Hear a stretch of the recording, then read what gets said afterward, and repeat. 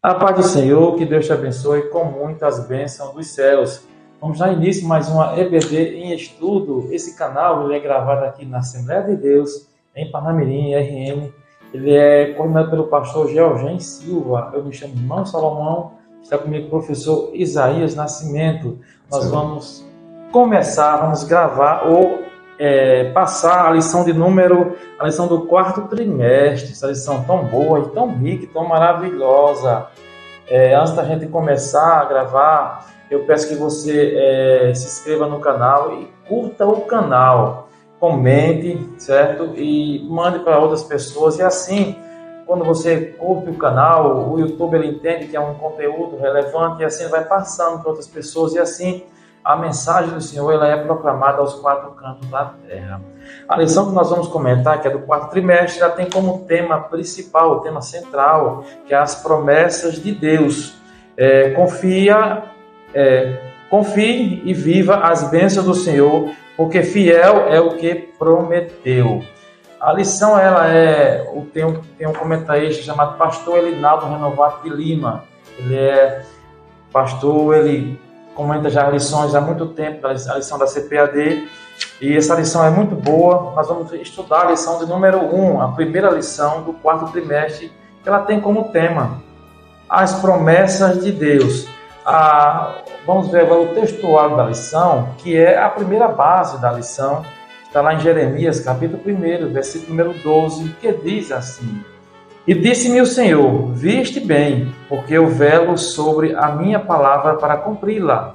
A verdade prática vai me dizer assim: Deus faz suas promessas para que experimentemos um relacionamento mais próximo com Ele. A segunda base da lição você vai encontrar na leitura bíblica em classe, que é importante que você leia com seus alunos, é o que vai dar base e que vai sustentar a aula, certo? Está lá em Isaías, capítulo 55, do versículo 6 ao versículo número 13. Leia com seus alunos. Eu gosto de falar um pouco sobre o objetivo da lição. Por quê? Porque cada objetivo está subordinado a cada tópico da lição. Quando você conclui cada tópico, você está automaticamente cumprindo cada objetivo da lição. E diz assim, o primeiro objetivo da lição é definir a promessa divina como um convite especial da parte de Deus ao seu povo, para desfrutar uma grande bênção. O segundo objetivo diz assim, apresentar os fundamentos das promessas divinas e a infalibilidade de Deus no tocante ao cumprimento das promessas. O terceiro objetivo é alencar os tipos e propósitos das promessas divinas ao longo da Bíblia. Cada objetivo, cada tópico, então você conclui a lição e entende muito mais. A introdução, ou parte da introdução, a gente vai ver que as promessas divinas têm como objetivo atender aos desígnios de Deus, que cada promessa que Deus estabeleceu, ou pronunciou, ou escreveu, ele tinha um objetivo de atender aos desígnios de Deus, para concretizarem. Elas, ou para que isso aconteça, elas dependem da fé plena nela e em sua palavra. Quer dizer, para que a palavra possa realizar-se ou acontecer, o servo do Senhor tem que crer nela, crer na plena palavra do Senhor, confiar nesse Deus que ele prometeu e jamais falha. Para isso, ao longo desse trimestre, ao longo dessa lição, esse quarto trimestre, as promessas de Deus e os seus desdobramentos em nossa vida, a gente vai ver ao longo dessa lição. E especificamente nessa lição, a de hoje, a gente vai ver sobre desenvolvemos um assunto com os objetivos de conhecer os conceitos básicos, tipos e propósitos das promessas de Deus, segundo a sua palavra. Quer dizer, está tudo subordinado, tudo ligado à palavra do Senhor, não foi tirado de um desígnio humano, não foi invencionice humana. Tudo que foi estabelecido por Deus é tirado da sua palavra. Um Deus que falou e ele cumpre com a sua palavra. Não é isso, Moisés? Com certeza, meus amados irmãos, como o nosso professor Salomão já falou, estamos dando início a mais um trimestre com essa lição que vamos tirar grandes frutos dela, em nome de Jesus. Meus irmãos, começando agora o nosso primeiro tópico, que diz assim, um convite de Deus. Um convite, uma promessa, né?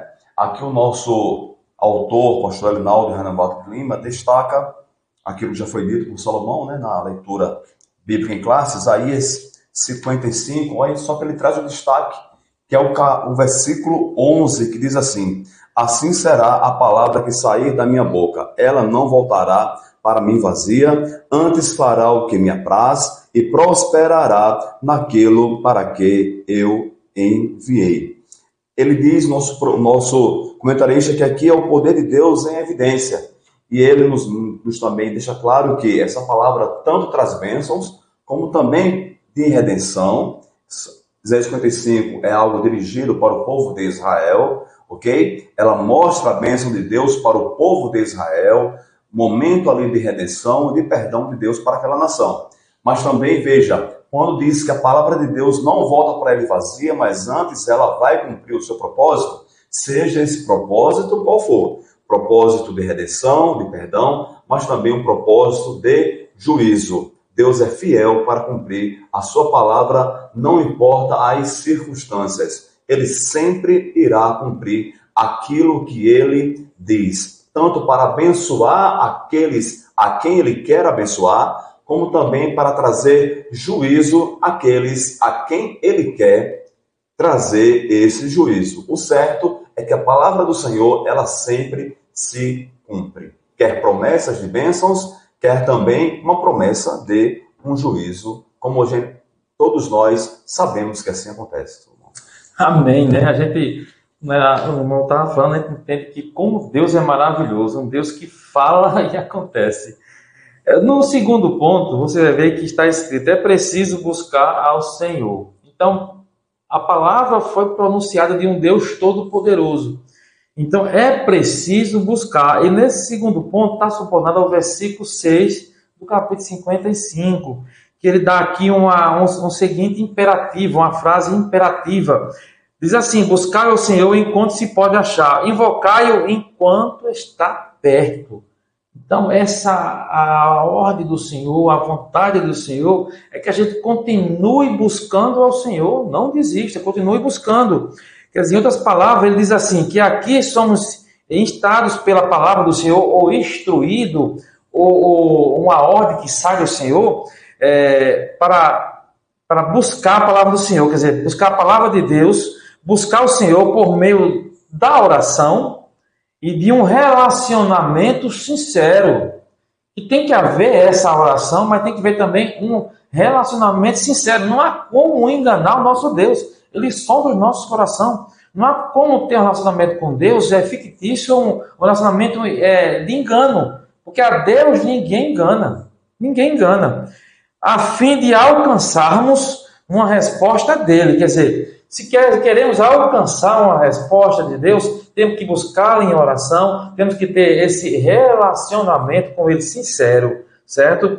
E no Novo Testamento diz aqui que no nosso Senhor ensinou que a quem pede será dado, quem busca encontrará, e quem bate, a porta será aberta. Mateus capítulo 7, versículo 7, fala muito bem sobre isso. Quer dizer, o Senhor Jesus, então, afirma: porque aquele que pede, recebe, e o que busca, encontra, e o que bate, se abre. Mateus capítulo 7, versículo 8. Quer dizer, buscamos a Deus enquanto podemos ver e senti-lo, ou temos que buscar a Deus todos os nossos dias, não só quando a gente está precisando de alguma coisa, ou quando a gente necessita de uma coisa, não. Temos que buscar na alegria, na abundância, na tristeza, na dor, todo momento. É isso que ele diz: buscai o Senhor. Mas é isso. Amém, meus irmãos. Estamos vendo aqui no nosso primeiro tópico, né, que já citamos, alguns critérios que Deus, por sua soberania, estabeleceu para esse relacionamento com o ser humano, lhe fazendo promessas, porém, ele estabeleceu, sim, critérios de convivência do ser humano com ele. Ok? Salomão já disse que a busca pelo Senhor. Temos essa incumbência, temos esse mandamento divino de buscá-lo, queremos buscá-lo. E agora vamos ao terceiro, que é a questão do arrependimento, ok? Diz assim o nosso autor: na busca sincera a Deus, devemos nos converter ao Senhor de todo o coração, pois Ele é poderoso em perdoar. Nós sabemos que a conversão é obra do Espírito Santo. Só quem faz a conversão no coração do homem é o Espírito Santo de Deus, quando o homem busca a Deus. Veja só, uma coisa está atrelada à outra. O homem busca a Deus e o Espírito Santo vem sobre ele e realiza o poder da conversão, ok? Que é a transformação, né, em uma nova criatura, ok? Ele segue falando assim: quando o arrependimento é impulsionado pelo Senhor acontece, de fato, em nossos corações, percebemos o quanto os pensamentos do Senhor, os caminhos dele também, são mais altos, são melhores do que os nossos. A nossa cosmovisão, ela muda. A nossa visão de mundo, ela muda. Nós passamos a ver as coisas da vida através da ótica agora, não mais carnal, mas sim da ótica espiritual, uma vez que nós fomos agora convertidos pelo Espírito Santo, mudado pelo Espírito Santo. A nossa visão também, ela muda sobre todos os aspectos da vida. Assim, toda pessoa que tem um encontro pessoal com o Senhor Jesus experimenta júbilo e florescimento espiritual, veja só, no lugar de aridez e sequidão. Nós temos um grande exemplo aqui de mudança de visão, de conversão total do apóstolo Paulo. Antes ele era um perseguidor. Quando acontece a sua conversão, naquele encontro pessoal com Cristo, ele passa a ser perseguido. Por quê? Porque a sua visão espiritual agora é mudada. E ele enxerga realmente a verdade, e essa verdade o libertou das agruras do pecado. O nosso autor continua dizendo: há gloriosas promessas de Deus para o povo que teve um encontro verdadeiro com ele, por meio de Jesus Cristo, nosso Senhor. E é interessante nós enfatizarmos isso aqui que o nosso autor colocou em pauta, a questão do meio pelo qual eu posso ter um encontro com Deus, Pai, somente por Jesus Cristo. Ele diz: eu sou o caminho, a verdade e a vida. Então, só por meio de Jesus nós podemos realmente termos um encontro e vivermos um relacionamento pessoal e verdadeiro com a pessoa do Deus Pai, através da atuação do Espírito Santo de Deus em nossas vidas, Salomão. Amém. Com isso concluímos o primeiro tópico da lição, um convite de Deus. Vamos entrar no nosso segundo tópico da lição, que tem como tema as promessas e seus fundamentos. Toda promessa de Deus, toda palavra tem um fundamento. Então, o primeiro ponto vai falar sobre a promessa na Bíblia.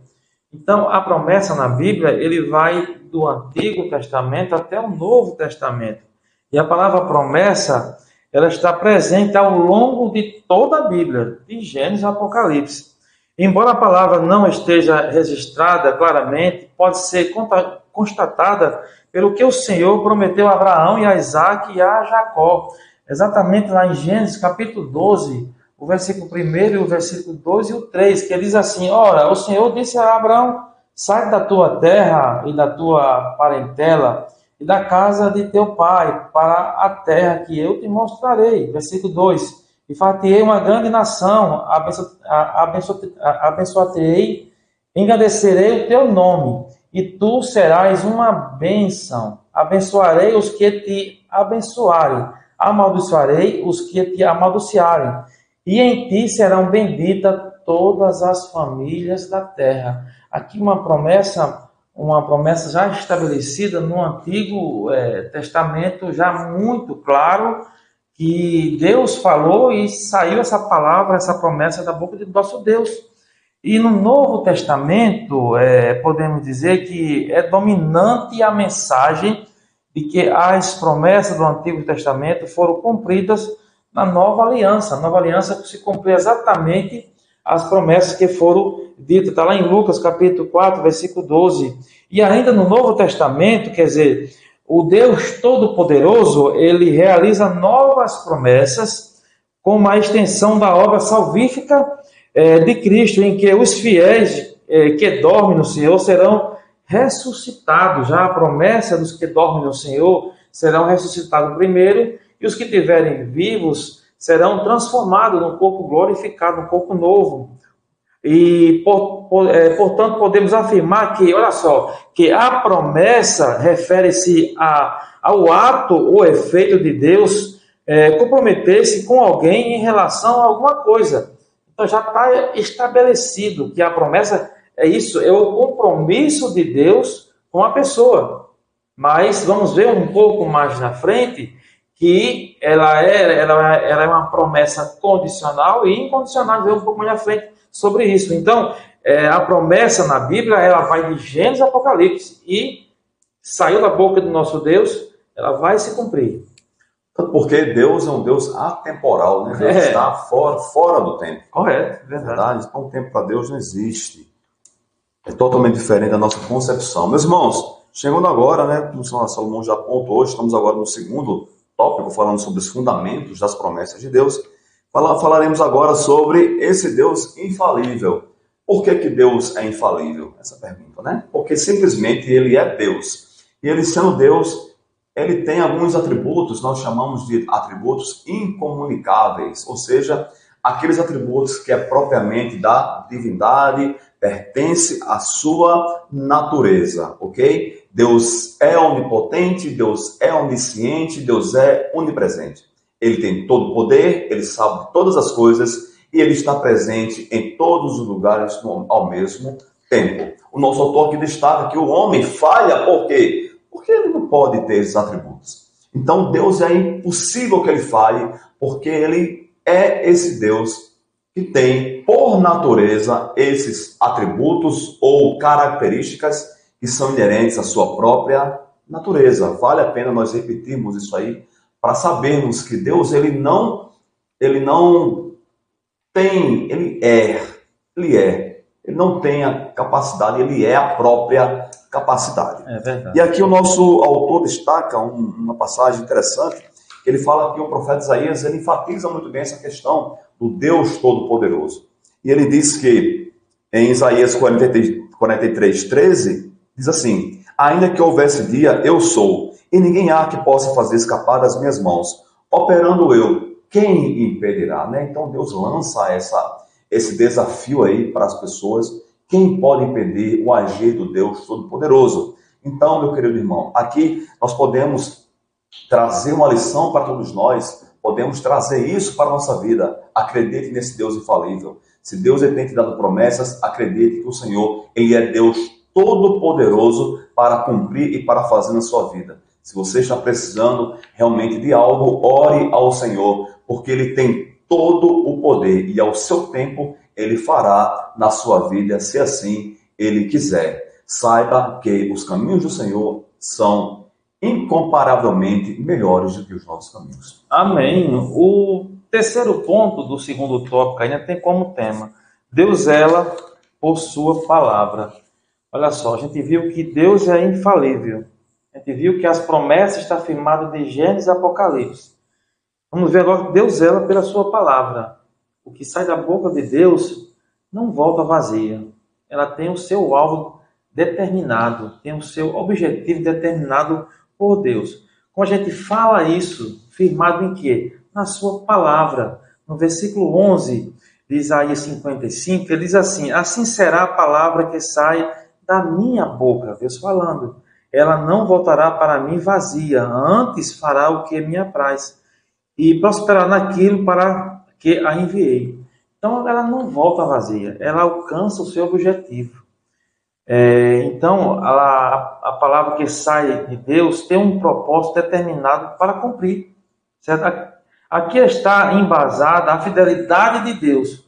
Aqui está firmado a fidelidade de Deus. Deus é fiel, certo? E por isso ele garante o cumprimento de sua poderosa palavra. Ele garante, é garantido. Garante, porque foi Deus que falou. Há uma declaração solene do profeta Isaías, ou, corrigindo, profeta Jeremias, ele fala muito bem sobre isso, a respeito de como Deus cumpre a sua palavra. Está lá em Jeremias, capítulo 1, o versículo 11 e o versículo 12, que diz assim: ainda veio a minha palavra do Senhor, dizendo: que vês, Jeremias? E eu disse: vejo uma vara de amendoeira. E disse-me o Senhor: viste bem, porque eu velo sobre a minha palavra para cumprir. Ele vela pela palavra para cumprir. Então, o que Deus falou na sua vida, se você permanecer fiel ao Senhor, Deus vai cumprir o que Ele prometeu para você.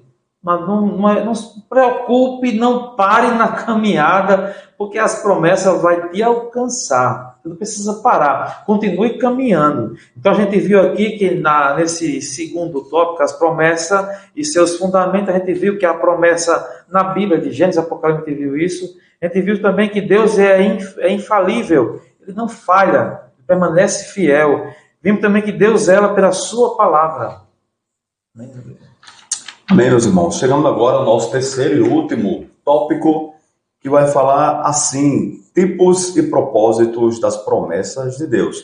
Como Salomão já adiantou aqui, a promessa do Senhor existe dois aspectos, o aspecto incondicional e o aspecto condicional. Vamos tratar sobre esses dois aspectos interessantes agora nesse terceiro tópico. Primeiramente, o aspecto das promessas, elas sendo incondicionais. Essa palavra, ela já é autoexplicativa, você consegue entender que algo que é incondicional é algo que independe das circunstâncias para acontecer. Então, existem promessas que Deus fez que independe de qualquer circunstância, qualquer tempo, qualquer situação que o homem possa criar, que possa existir para o seu cumprimento. O nosso autor ele traz aqui alguns exemplos de promessas incondicionais. Primeiro, o nascimento de Jesus, ok?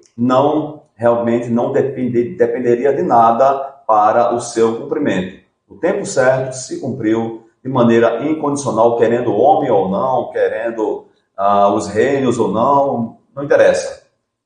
Incondicionalmente ela se cumpriu. E o nosso autor também destaca que existe ainda outras promessas incondicionais que estão na Bíblia Sagrada que também irão se cumprir. A questão do arrebatamento da igreja, a ressuscitação dos mortos, o nosso encontro triunfal com Cristo nos ares, e etc, e etc. Além dessas, existem ainda outras, né? Realmente, de maneira incondicional, todas elas irão acontecer. O nosso autor destaca aqui, 1 Tessalonicenses 4, 13 a 17, você pode fazer essa leitura de algumas promessas aí incondicionais. E ele finaliza esse tópico, né? Início, o primeiro subtópico, dizendo que as coisas acontecem porque Deus ele é fiel. E Deus é fiel a Ele mesmo. Ele vela para cumprir com sua palavra, como Salomão destacou, que o profeta Jeremias escreveu, certo? Deus ele é fiel e Ele não pode negar-se a si mesmo, Salomão.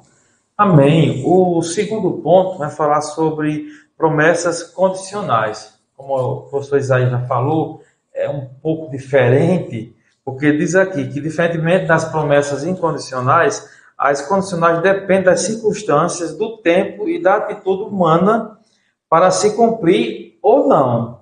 Então, vai depender da atitude humana para se cumprir ou não. Se a pessoa permanecer fiel ao Senhor, não se desviar nem para a direita, nem para a esquerda, mas ficar onde? Ficar no centro da vontade de Deus, sim, ela vai se cumprir, certo? Ao longo da Bíblia, encontramos muitas promessas condicionais. Uma delas, uma das tais, diz assim, que é as promessas da saúde plena ao povo judeu, condicionado à obediência e às ordenâncias divinas. Ela está condicionada à obediência e à palavra do Senhor. Se a pessoa permanece em obediência ao Senhor, permanece em comunhão com Deus, ela vai se cumprir. Diz assim, a promessa de receber o perdão de Deus condicionado a perdoar o próximo que nos ofendeu. Esse versículo é muito importante. Eu vou ler para os irmãos porque é muito importante para que possamos entender bem. Olha só, ela é condicionada da maneira que eu perdoo, eu sou perdoado. Diz assim, Mateus capítulo 6, versículo 14, que diz assim, porque se perdoares os homens e as suas ofensas, também vosso Pai Celestial vos perdoará a vós. Olha só, se porém não perdoares os homens e as suas ofensas, também vosso Pai vos não perdoará as vossas ofensas. Ela está condicionada da maneira que a gente perdoa, da mesma medida que a gente perdoa, nós somos perdoados também. Então, essa foi uma das promessas importantes. Promessas que permanecem no amor de Deus, se guardar os mandamentos de Cristo. Aquele que permanece no amor de Cristo, ele permanece amando o próximo, acima de todas as coisas. Então, são promessas condicionais. São esse tipo de promessas que devemos entender a vontade e a mensagem do Senhor. Amém, meus irmãos. Chegamos agora no nosso terceiro e último subtópico dessa primeira lição do último trimestre desse ano. Meus queridos, vamos falar agora sobre o propósito das promessas de Deus. Nós sabemos que Deus, ele faz uma promessa porque tem um propósito, né? Existe um propósito, por isso Deus promete realmente algo ao ser humano. O nosso autor diz assim: ao longo da Bíblia, percebemos diferentes propósitos para Deus cumprir as suas promessas, tudo dentro da questão da sua soberania. Amém? O primeiro deles é de Deus estabelecer uma aliança com o ser humano. Está lá algumas referências bíblicas. Então, o primeiro propósito de Deus prometer algo para, por exemplo, Abraão, é de estabelecer uma aliança com o ser humano. O segundo é de reconhecer o destino da raça humana, dando-lhe mais uma oportunidade por meio de um justo. Mais um propósito, ok? E outro propósito seria mostrar a eleição de um povo como parte da sua aliança com Abraão. Então, Deus é um Deus que trabalha com propósitos, Deus é um Deus que trabalha com organização ao longo do tempo e que ele faz ao longo desse tempo tudo para que a sua promessa realmente ela venha se cumprir dentro dos propósitos que ele mesmo, por sua soberania, estabeleceu para ter aí essa questão do relacionamento com o ser humano. Diz assim, finalizando esse terceiro e último subtópico: quando experimentamos o cumprimento das promessas de Deus, temos a certeza inabalável de que Deus se relaciona conosco e por isso não estamos sozinhos no mundo. Então, nós percebemos aqui mais um propósito de Deus realmente nos prometer algo, ok? É de alimentar e aumentar a nossa fé. Então, Deus, ele nos ama tanto, que ele faz promessas condicionais à nossa vida, aqui trazendo a questão, o aspecto condicional, para que quando essas promessas elas se cumprem, nós nos sentimos mais fortalecidos espiritualmente. Nós realmente, a gente consegue enxergar o quanto Deus, ele nos ama, porque o ser humano tem essa necessidade de precisar, Salomão, ver algo acontecendo para que ele fique um pouco mais estimulado. E a vida espiritual não foge também essa regra. O crente precisa, por isso que Deus faz, promete e cumpre e Deus abençoa. Porque ele quer realmente ver o seu povo feliz e sempre firme e com a sua fé sempre elevada. É mais um grande propósito das bênçãos de Deus. Tudo isso porque Deus é bom. Não é porque eu ou você merecemos algo de Deus. Não. Simplesmente porque ele é bom e misericordioso e nos ama de maneira incondicional. A gente viu, essa conclusão que eu vou falar agora, a gente viu sobre, nessa lição, que Deus é soberano. Ele zela pela sua palavra. Viu muito bem sobre isso. Aprendemos que a promessa